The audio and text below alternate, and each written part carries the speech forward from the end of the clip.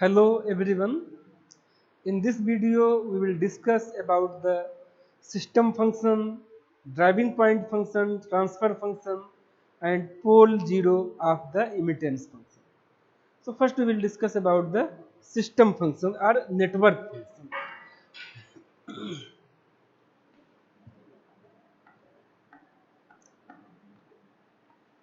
Network or system function.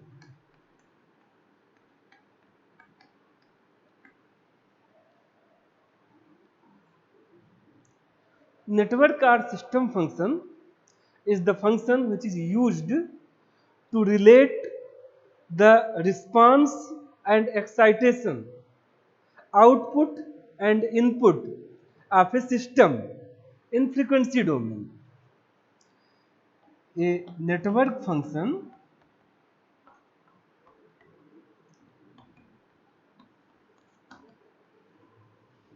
is a function that relates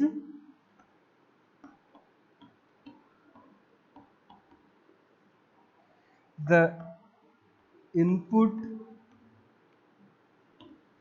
and output of a system, of a network.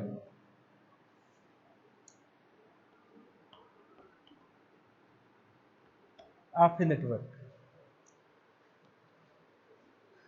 We can express a system function or network function like this. System function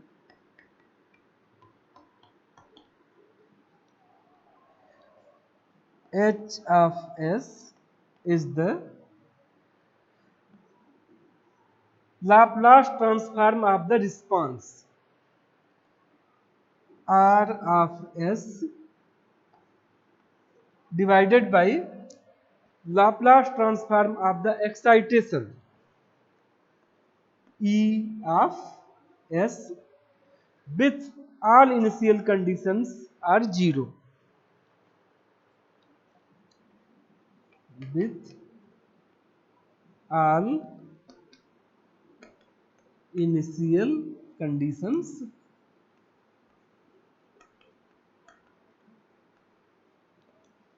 are 0. So in general, a network function tells how output is related to the input, how the response is related to the excitation in frequency domain.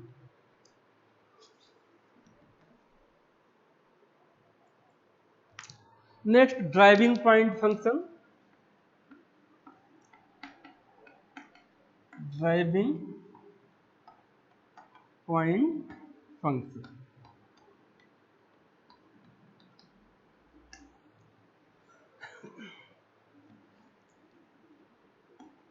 Suppose that we have a two-port network.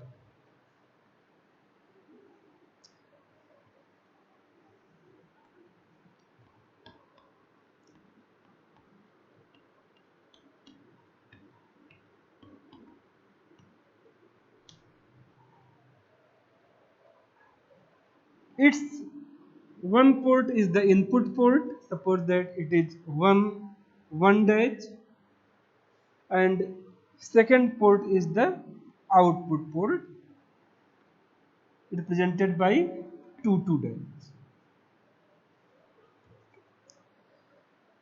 The voltage at the input port is V1T and current supplied by this voltage is I1T at the input port. Voltage at the output port is V2 of T and current is the I2 of T.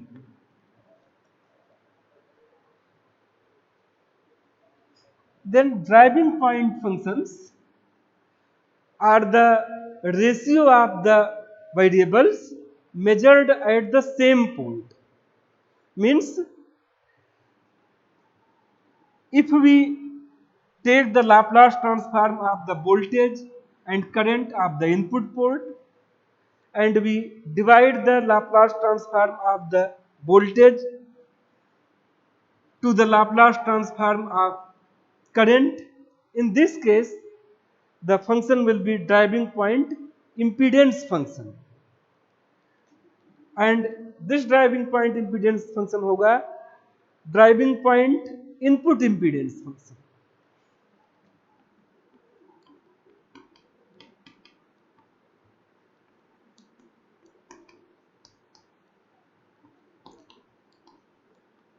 Input impedance function.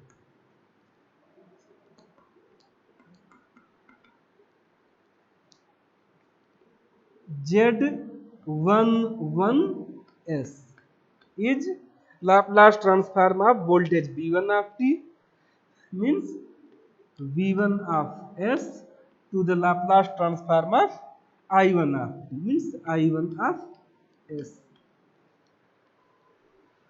So driving point functions are the functions which are calculated by the variables measured at the same port.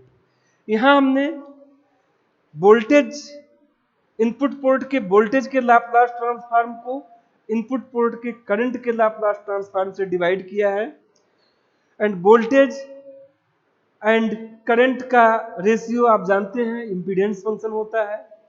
हमने दोनों variable input port के लिए हैं, तो इसलिए हमने लिखा है Z11 of S input port, और हमने दोनों वेरिएबल इनपुट पोर्ट के लिए हैं, इसलिए इसको कहेंगे driving point input driving point impedance function. Driving point input impedance function. Similarly अगर हम वोल्टेज और करंट दोनों के लाप्लास ट्रांसफॉर्म को डिवाइड करें, वोल्टेज के लाप्लास ट्रांसफॉर्म को करंट के लाप्लास ट्रांसफॉर्म को से डिवाइड करें, और आउटपुट पोर्ट के दोनों वेरिएबल हो, आउटपुट पोर्ट का वोल्टेज भी हो और आउटपुट पोर्ट का करंट भी हो, तो इस केस में हम कहेंगे driving point output impedance function.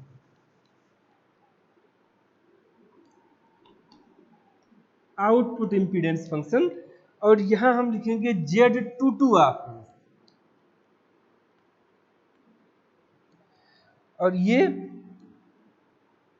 V2 of S, और ये होगा I2 ऑफ S. दोनों सेम पोर्ट के होंगे, आउटपुट पोर्ट के. V2 of S, I2 of S. तो इस तरह से ड्राइविंग पॉइंट फंक्शंस जो होते हैं वो ratio of the variables measured at the same port. इसी तरह से अगर हमें driving point input admittance function लिखना हो, तो उसके लिए हम डिवाइड करेंगे Laplace transform of I1t to the Laplace transform of V1 of t. In general, we can say the driving point functions are the functions which are calculated by the ratio of variables measured at the same port. If the variables are measured at the input port, we can say the term is input driving point functions, and if we measure the variables at the output port, then we can say the function are output driving point functions. It may be impedance function, admittance function.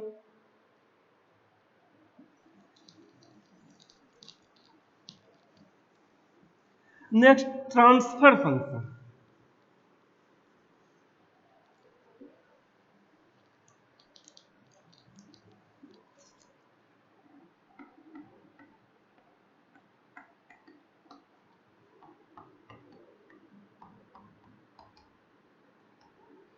Transfer functions.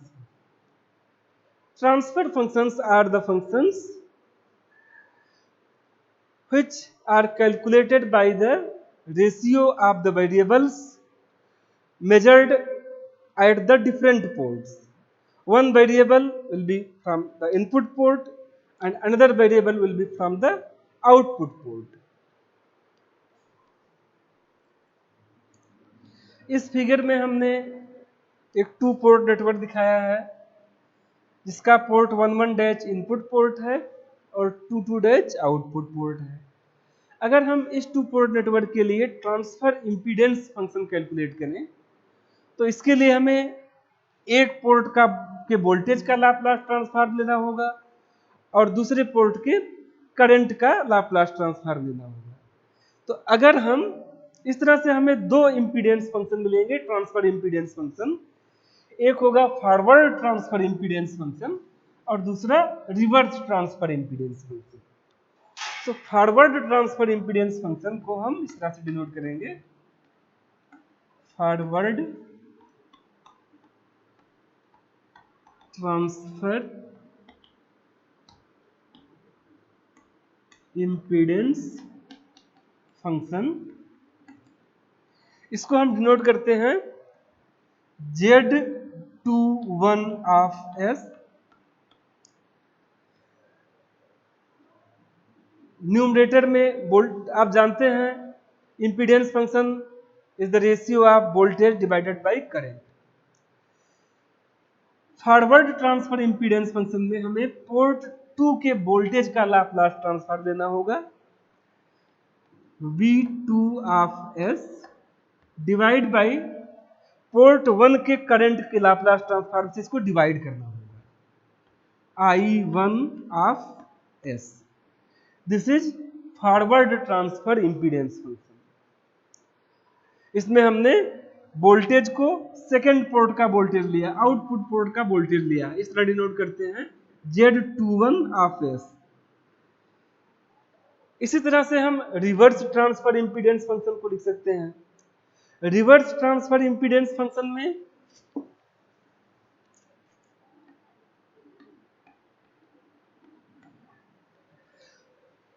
इसको हम denote करेंगे Z12 of S। इसमें हम voltage input port का लेंगे, यहाँ पे जो हमने V2 ऑफ S लिया है यहाँ पे इनपुट पोर्ट का वोल्टेज लेंगे V1 of S divide by output port का करंट। इट मीन्स जब भी हम ट्रांसफर फंक्शन कैलकुलेट करेंगे तो हमें दो वेरिएबल्स में से एक वेरिएबल एक पोर्ट का लेना होगा और दूसरा वेरिएबल दूसरे पोर्ट का लेना होगा। जबकि ड्राइविंग पॉइंट फंक्शन में हम दोनों वेरिएबल एक ही पोर्ट का लेते थे, चाहे इनपुट पोर्ट का लेते थे चाहे आउटपुट पोर्ट का लेते थे। Next immittance function.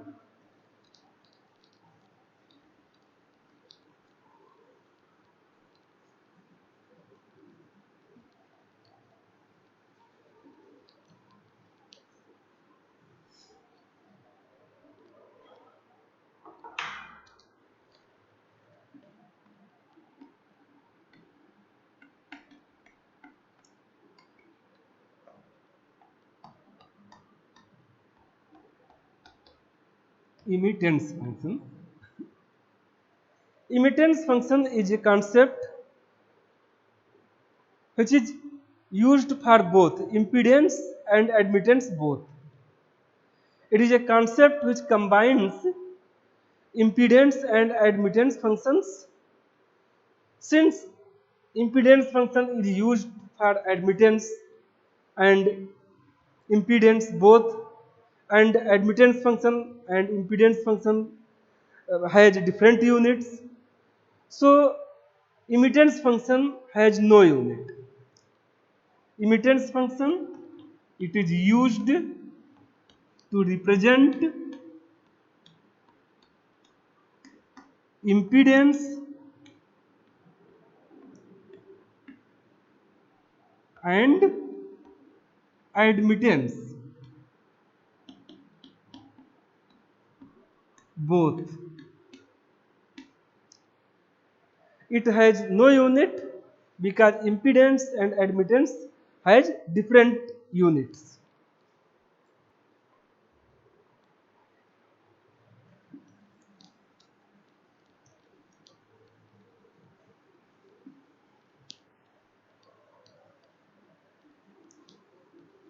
Next, poles and zeros of network function are emittance function.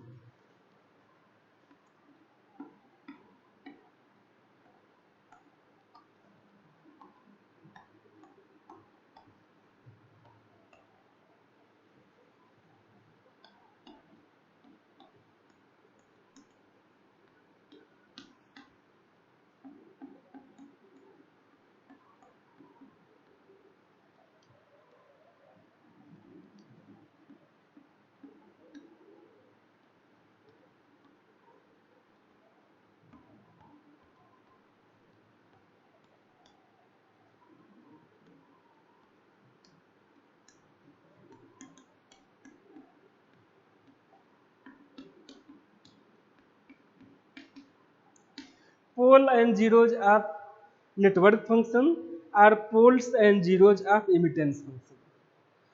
कोई भी नेटवर्क फंक्शन या एमिटेंस फंक्शन अगर हमें रिप्रेजेंट करना है तो इसको हम न्यूमरेटर पॉलिनोमियल और डिनोमिनेटर पॉलिनोमियल से रिप्रेजेंट कर सकते हैं।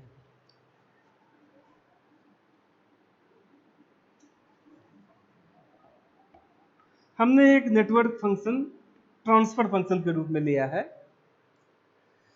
और इसको रिप्रेजेंट किया है numerator polynomial n of s and by denominator polynomial d of s।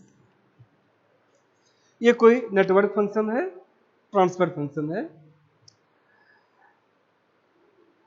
इसमें न्यूमरेटर पॉलिनोमियल्स के जो रूट हैं उनको हम zeros of the network function कहेंगे। ये अगर ये इमिटेंस फंक्शन है तो zeros of the immittance function कहेंगे। इस ट्रांसफर फंक्शन को हम ऐसे रिप्रेजेंट कर सकते हैं कि s minus z1 s minus z2 s minus zn divide by s minus p1 s minus p2 and s minus pa। इस ट्रांसफर फंक्शन को हमने ये जो न्यूमरेटर पॉलिनोमियल है, डिनोमिनेटर पॉलिनोमियल है, इसको हमने फैक्टराइज कर दिया है। न्यूमरेटर पॉलिनोमियल्स के जो रूट होंगे मींस अगर हम इस फंक्शन में s इक्वल्स z1 z2 इस तरह से अगर हम zn s इक्वल्स z1 और z2 z3 और zn कोई भी पुट करें यहां पे तो इस फंक्शन की वैल्यू 0 हो जाएगी। तो s की ऐसी वैल्यू जिसके लिए ट्रांसफर फंक्शन 0 हो जाए उसको कहते हैं हम zeros of the network function और zeros of the immittance function, zeros of the transfer function.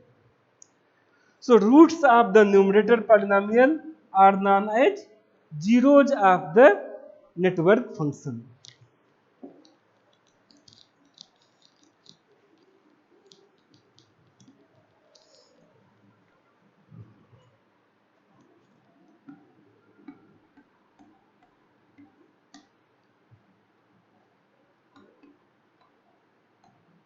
Roots of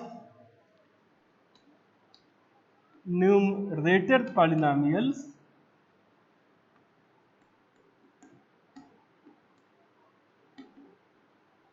are known as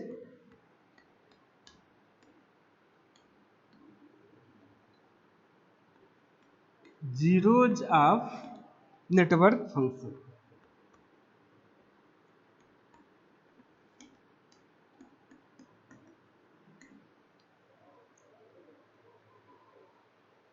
We can also define zeros as the value of S. S is the complex frequency.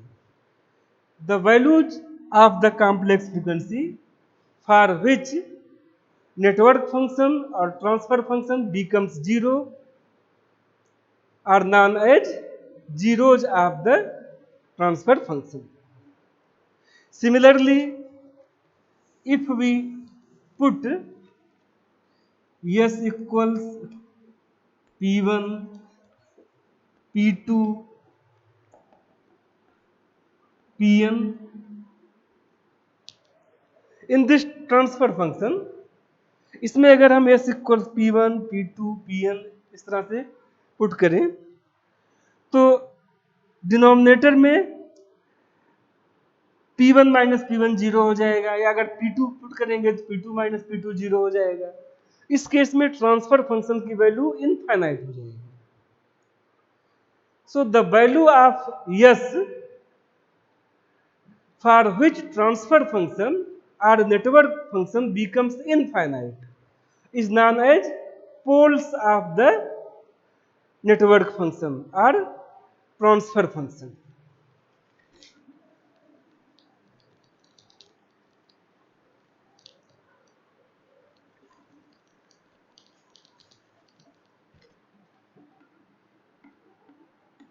Poles, the root of the denominator polynomials. The roots of the denominator polynomials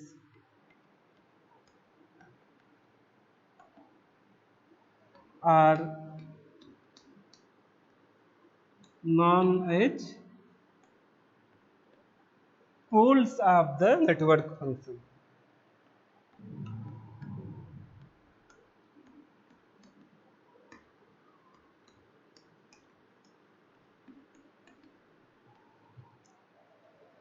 और अगर हम denominator polynomials के roots को इस transfer function में put करेंगे तो transfer function की वैल्यू इनफाइनाइट हो जाएगी।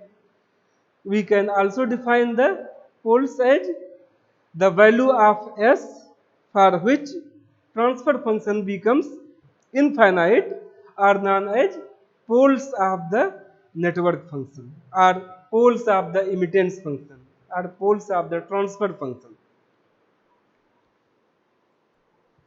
Next, pole zero plot.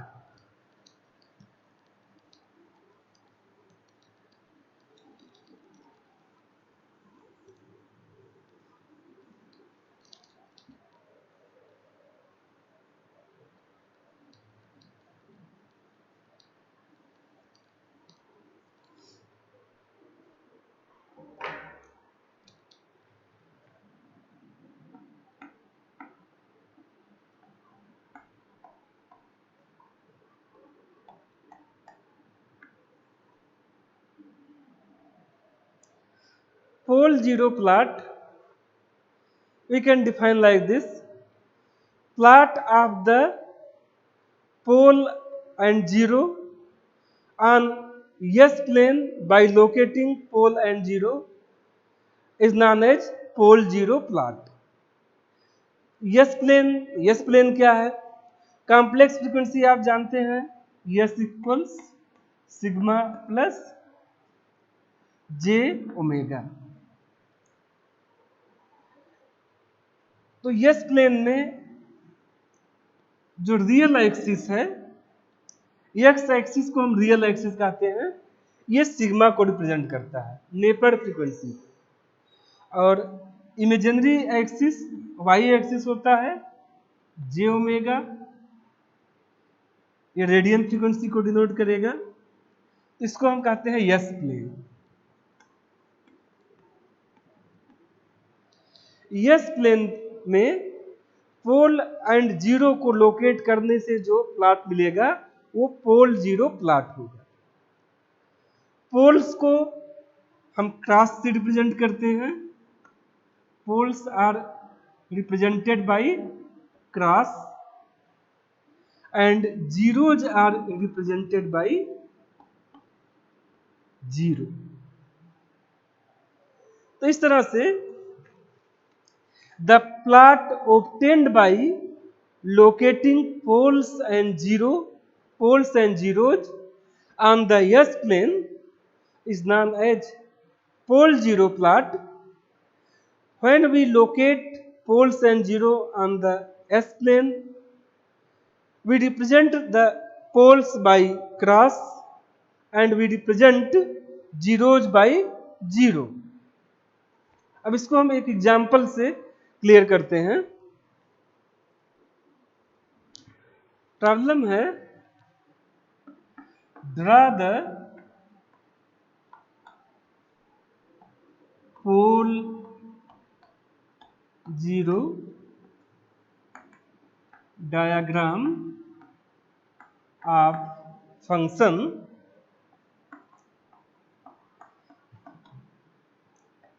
h of s equals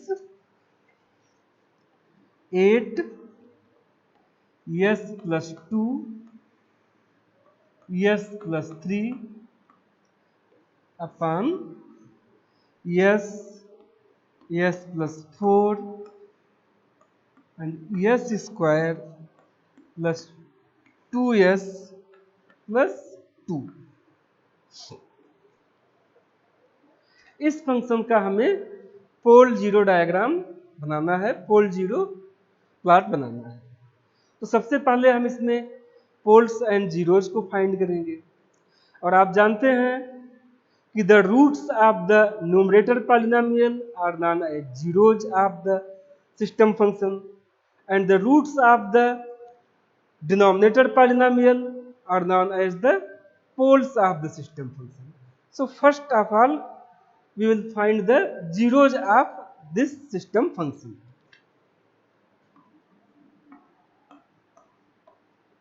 zeros, तो जीरोज हमें s प्लस 2 से मिलेगा, s प्लस 2 इक्वल्स 0। इससे फर्स्ट जीरो हमें मिला s इक्वल्स -2। सेकेंड फैक्टर से s प्लस 3 इक्वल्स 0। इससे जो हमें जीरो मिलेगा s इक्वल्स -3। इस तरह से न्यूमरेटर से हमें दो जीरोज मिले at the frequency s equals -2 and s equals -3। Similarly we will find the poles of this function. Poles, इस फैक्टर से हमें s इक्वल्स 0 मिलेगा, एक पोल s इक्वल्स 0 पे मिला। इस टर्म से हमें s plus 4 equals 0, it means s equals -4। अगर इस ट्रांसफर फंक्शन में हम s इक्वल्स -4 रख दें तो इसकी वैल्यू इनफाइनाइट हो जाएगी और यही है पोल का डिफिनेशन, s का ऐसा वैल्यू जिसके लिए ट्रांसफर फंक्शन इनफाइनाइट हो जाए वो पोल होता है। तो अगर 0 रख देंगे तो भी इनफाइनाइट हो जाएगा, s इक्वल्स -4 रखेंगे तो भी इनफाइनाइट हो जाएगा। अब हमें इससे निकालना है कि कौन कौन से पोल मिल रहे हैं।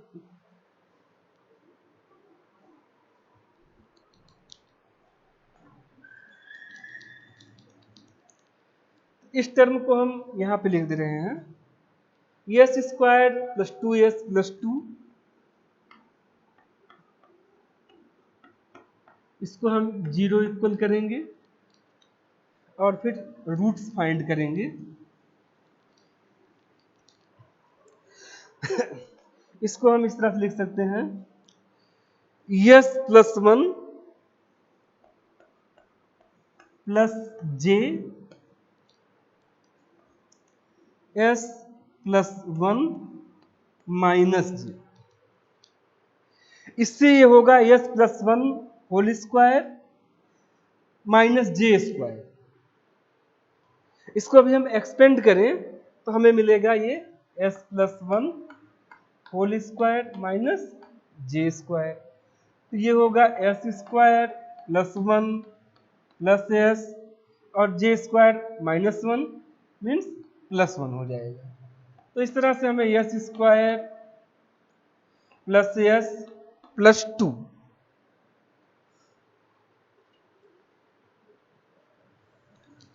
सॉरी इसको हम दोबारा लिख रहे हैं, s plus one whole square होगा s square plus one plus two s minus j square means minus one. तो इस तरह से होगा s square plus two S plus to, जो कि सेम यही है जो हमने डिनोमिनेटर के इस फैक्टर को जो यहां लिखा था। इसको हम इस तरह से लिख सकते हैं,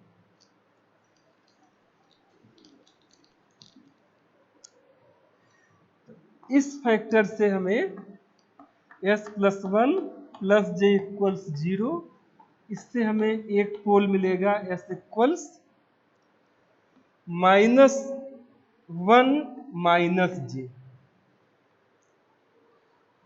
और इस फैक्टर से हमें जो पोल मिलेगा s plus one minus j equals zero, इससे जो पोल मिलेगा ये होगा s equals minus one plus plus j.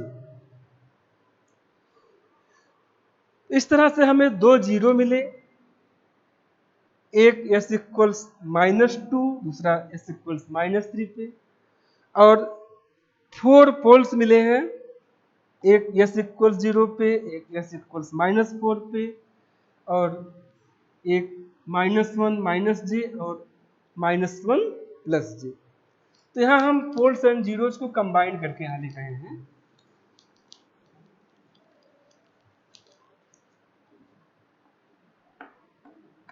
इस ट्रांसफर फंक्शन के लिए जो जीरोज होंगे वो होंगे माइनस टू माइनस थ्री, और जो पोल्स होंगे वो होंगे जीरो माइनस फोर और माइनस वन माइनस जे माइनस वन प्लस जे। इस तरह से हमें फोर पोल्स मिले हैं और दो जीरो मिले हैं। अब इसको हम प्लॉट करेंगे यस प्लेन में।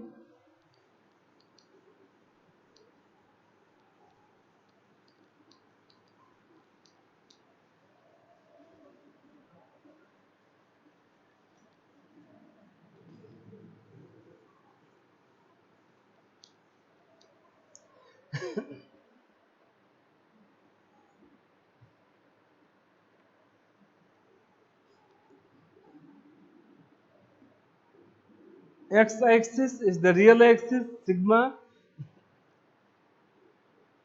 y axis is the imaginary axis j omega, 1 2 3 4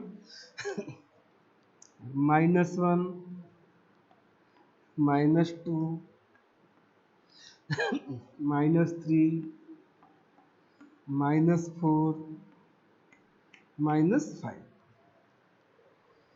और ये J1 J2 इस तरह से माइनस J1 माइनस J2। अब हम पहले जीरोज प्लॉट करते हैं। जीरोज माइनस टू पर एक जीरो है, एक माइनस थ्री पे है। जीरोज को स्मॉल सर्किल जीरो से रिप्रेजेंट करते हैं। माइनस टू यहाँ है तो एक जीरो हमें यहाँ मिलेगा, दूसरा जीरो माइनस थ्री है यहाँ पे मिलेगा, इसको हम जीरो से रिप्रेजेंट करें। पोल फर्स्ट पोल जीरो पे मिल रहा है, पोल को हम क्रॉस से रिप्रेजेंट करते हैं, यहाँ हम इससे रिप्रेजेंट करेंगे। सेकेंड पोल माइनस फोर पे है, माइनस फोर यहाँ है तो यहाँ हम एक क्रॉस लगाएंगे। थर्ड पोल -1 -J यहाँ पे है और -J1 यहाँ है, तो हम यहाँ पे लोकेट करेंगे इसको, ये यहाँ होगा।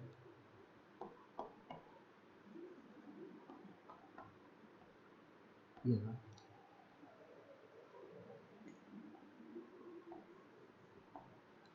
लास्ट पोल -1 +J पे है, -1 तो यहीं पे है और +J1 यहाँ है, तो यहाँ लोकेट करेंगे ये। तो यही pole zero diagram of the given problem है। तो इस तरह से पोल जीरो डायग्राम बनाने के लिए हम जीरोज फाइंड करेंगे, पोल्स फाइंड करेंगे, न्यूमरेटर और डिनोमिनेटर के रूट्स फाइंड करके, और उनको हम एस प्लेन पे ड्रा करेंगे। तो इस तरह यही है पोल जीरो डायग्राम।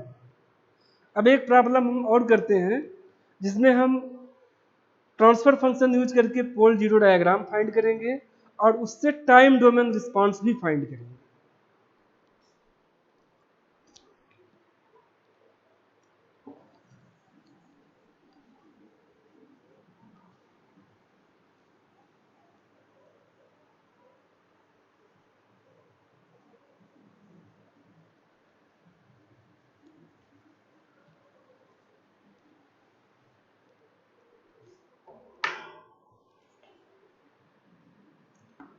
प्रॉब्लम है for the following network function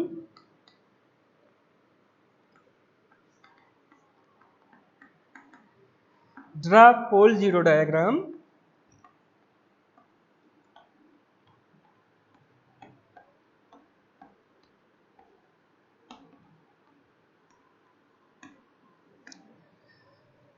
and obtain time domain response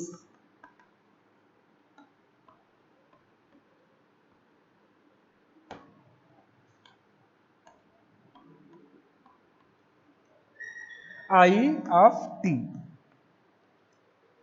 transfer function इस तरह से है, सिस्टम फंक्शन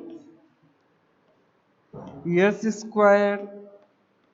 + 4s + 3 अपन s² + 2s। इस नेटवर्क फंक्शन का हमें पोल जीरो डायग्राम बनाना है और इस नेटवर्क फंक्शन को यूज करते हुए हमें टाइम डोमेन रिस्पांस, ये जो फ्रीक्वेंसी डोमेन में करंट दिया है इसको हमें टाइम डोमेन में कन्वर्ट करना है। तो टाइम डोमेन में कन्वर्ट करने के लिए हम इसका इनवर्स लाप्लास ट्रांसफॉर्म ले लेंगे, उसके लिए पार्शियल फ्रैक्शन करना होगा। तो सबसे पहले हम पोल जीरो डायग्राम बनाते हैं। पोल जीरो डायग्राम बनाने के लिए हमें सबसे पहले जीरोज और पोल्स फाइंड करने होंगे। जीरोज फाइंड करेंगे हम न्यूमरेटर से और पोल फाइंड करेंगे डिनोमिनेटर से। तो इसको हम फैक्टराइज कर लेते हैं। इसको लिखा जा सकता है फैक्टराइज करके s + 1 s² + 4s + 3 को हम फैक्टराइज कर लेते हैं, तो ये s + 1 और s + 3 हो जाएगा। और इसको जब फैक्टराइज करेंगे तो ये s + 2 हो जाएगा। अब इससे हम आसानी से पोल और जीरो फाइंड कर लेंगे।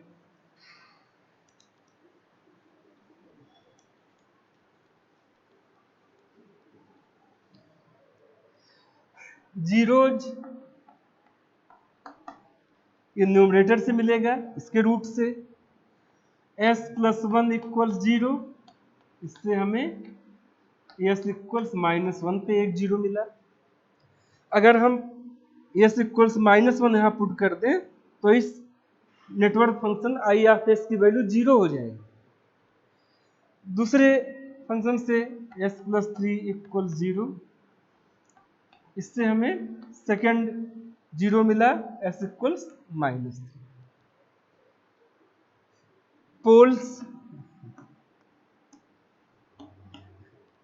एक पोल तो यहां मिलेगा एस इक्वल्स 0 पे, और दूसरा पोल एस प्लस 2 इक्वल 0 करेंगे जब, तो इससे हमें मिलेगा सेकेंड पोल एस इक्वल्स -2। इस तरह से हमने जीरो और पोल कैलकुलेट कर लिए। यहां लिख लेते हैं जीरोज -1 पर है और -3 पे है, और पोल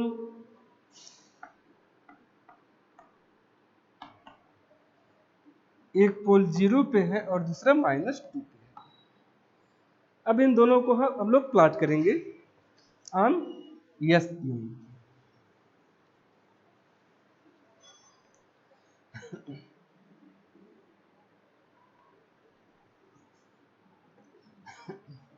सिग्मा एंड जे ओमेगा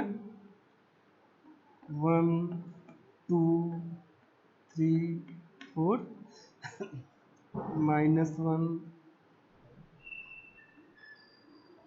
-2 -3 -4।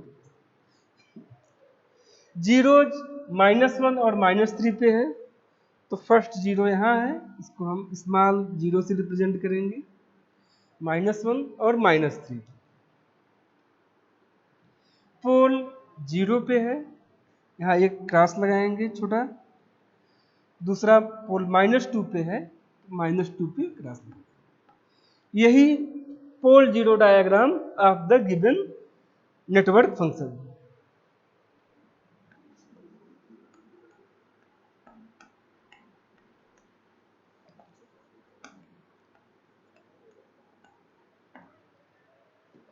अब हम टाइम डोमेन रिस्पांस फाइंड करेंगे।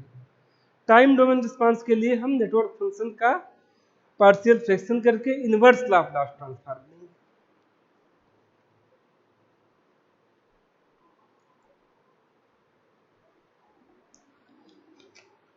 पहले हम नेटवर्क फंक्शन को लिख लेते हैं यहाँ, आई ऑफ एस इक्वल्स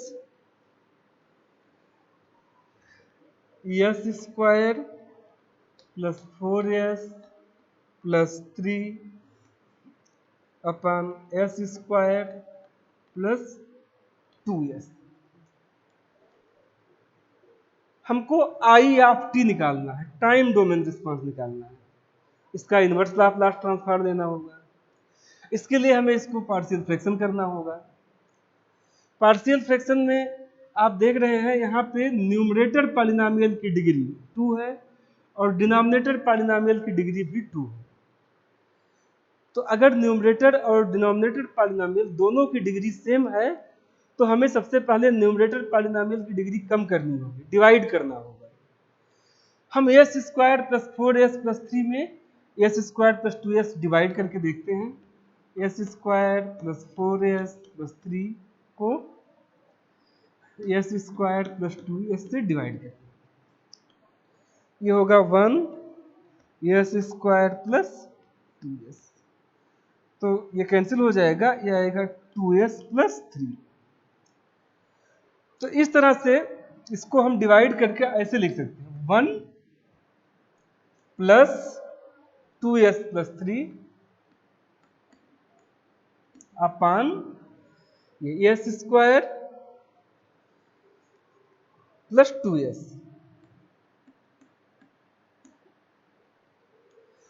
इस तरह से हमने इसको डिवाइड करके न्यूमरेटर की डिग्री डिनोमिनेटर से कम कर दिया, 1 प्लस 2s प्लस 3 अपान एस स्क्वायर प्लस 2s के फॉर्म में कन्वर्ट कर दिया।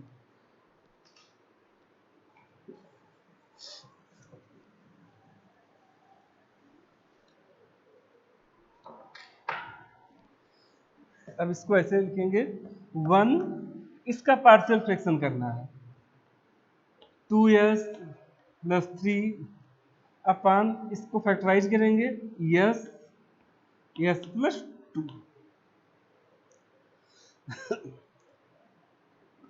ये 1 plus a upon s plus b upon S plus to. अब अगर हम ए और बी की वैल्यू फाइंड कर लें तो हम इस ट्रांसफर फंक्शन का पार्शियल फ्रैक्शन कैलकुलेट कर लेंगे। ए फाइंड करने के लिए ए इक्वल्स, हमें इसका पार्शियल फ्रैक्शन करना है तो ए होगा 2s प्लस 3/s+2।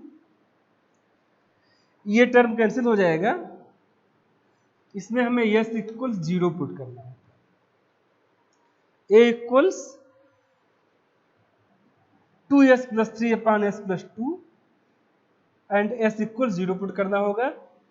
यहाँ पे s इक्वल 0 आएगा, तो जब 0 पुट करेंगे तो ये आएगा 3/2। ये 0 हो जाएगा, ये 0 हो जाएगा, 3/2 आएगा।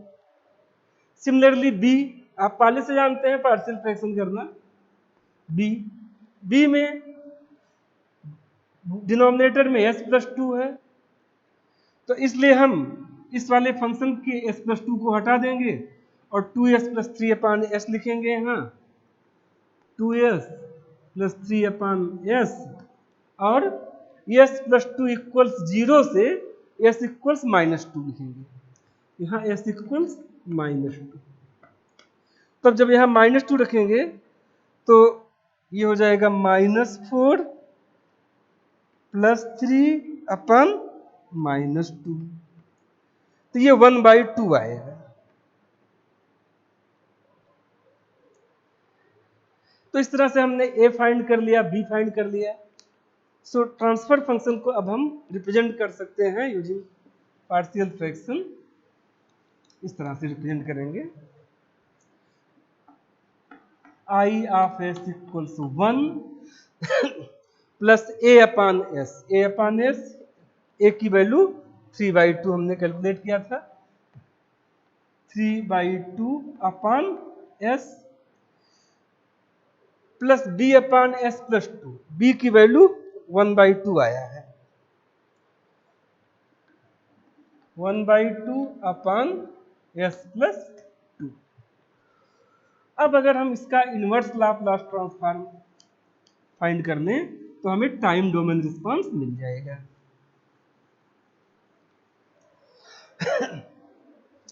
सो आई ऑफ टी, ये होगा inverse Laplace transform of I of S. तो इसको लिख सकते हैं inverse Laplace transform of 1 plus 3/2 constant है, तो इसको लिखेंगे 3/2 inverse Laplace transform of 1/s। यहाँ लिखेंगे 1/2 कांस्टेंट है तो यहाँ ले लेंगे बाहर L इनवर्स 1/s+। इस तरह से हम IS का इनवर्स लाप्लास ट्रांसफॉर्म लेके टाइम डोमेन रिस्पांस फाइंड कर सकते हैं।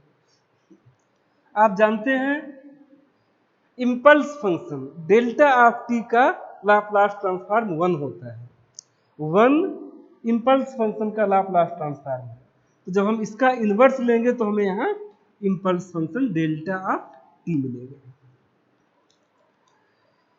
Plus 3/2 1/s। 1 का लाप्लास ट्रांसफॉर्म है, Laplace transform of 1 is 1/s, तो जब इसका इनवर्स लाप्लास लेंगे तो 1 ही आएगा, प्लस 1/2 1/s+2। आप जानते हैं ये e⁻⁻2t का लाप्लास ट्रांसफॉर्म है, तो जब हम इसका इनवर्स लाप्लास ट्रांसफॉर्म लेंगे तो हमें टाइम डोमेन फंक्शन e⁻⁻2t मिलेगा, तो ये होगा e⁻⁻2t। तो इस तरह से जो नेटवर्क फंक्शन हमें फ्रीक्वेंसी डोमेन में दिया हुआ था उससे हमने टाइम डोमेन में रिस्पांस फाइंड किया by taking inverse Laplace transform. इस तरह से हमने आज डिस्कस किया network function, driving point impedance function, transfer function and driving point function, emittance function, or poles and zero of the network function. Thank you.